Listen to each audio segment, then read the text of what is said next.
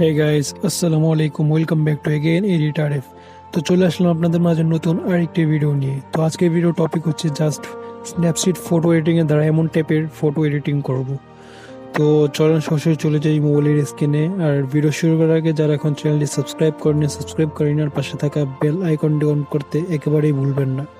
আর ভিডিওটি যদি ভালো লেগে থাকে তাহলে একটি লাইক করে দিন।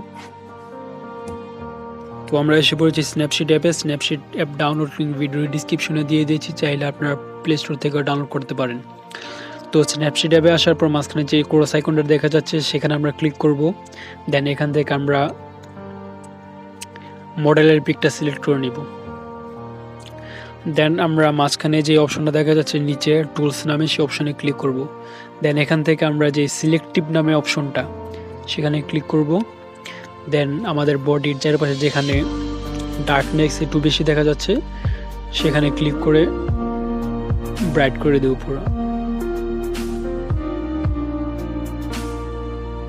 ডান। তো নিচে এখানে রাইট আইকনে ক্লিক করে দিব। দেন আবার টুলস অপশনে ক্লিক করব। দেন ফেস স্মুথ করার জন্য আমরা উপরে একটা অপশন আছে ডিটেলস, সেই অপশনে ক্লিক করব। দেন এটা একেবারে মাইনাস করে দেব। হয়তো এখন কার্টুনের মতো দেখা যাচ্ছে, বাট নো প্রবলেম। দেন এখান থেকে আমরা রাইট আইকনে ক্লিক করে দেব। দেন উপরে ছোট্ট যেই আইকনের বাম পাশে অপশনটা সেখানে ক্লিক করব। দেন এখান থেকে ভিউ এডিটসে ক্লিক করে ডিটেলস নামে অপশনটা আবার ক্লিক করব। দেন এই মাঝখানের অপশনটা আবার ক্লিক করে এখান থেকে সুন্দর করে ফেস স্মুথ করব আমরা।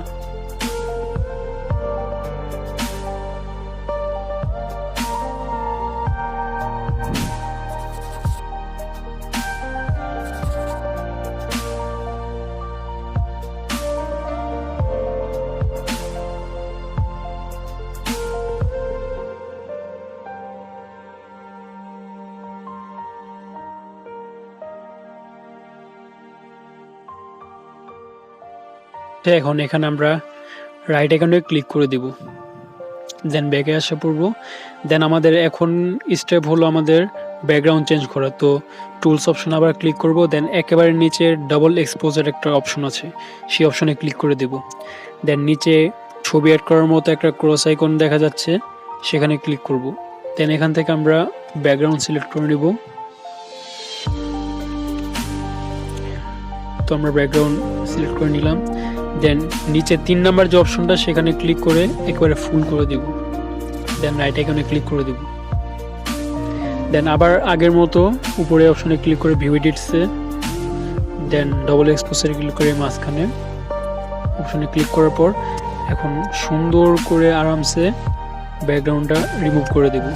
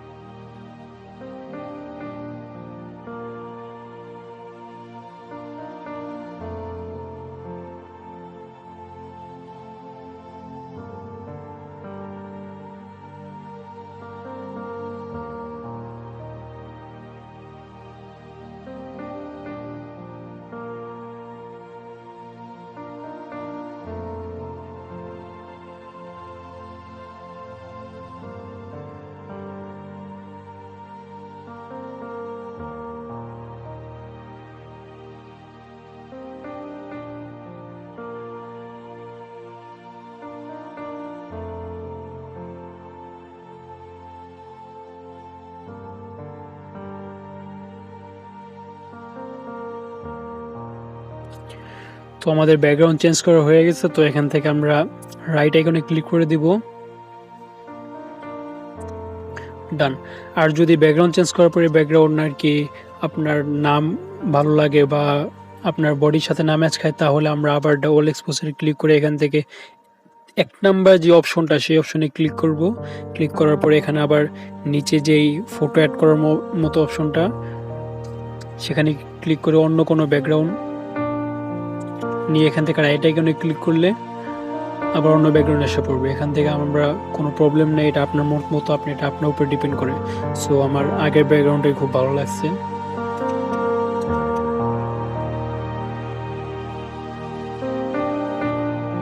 ডান। তো এই ছিল আমাদের আজকের এডিট। ভিডিওটি যদি ভালো লাগে লাইক করে দিন, আর সাবস্ক্রাইব যদি না করে থাকেন তাড়াতাড়ি সাবস্ক্রাইব করেন। তো এই ফটোটা সেভ করার জন্য আমরা নিচে 3 নাম্বার যে অপশনটা সেখানে ক্লিক করে সেভে ক্লিক করে দেব। ডান।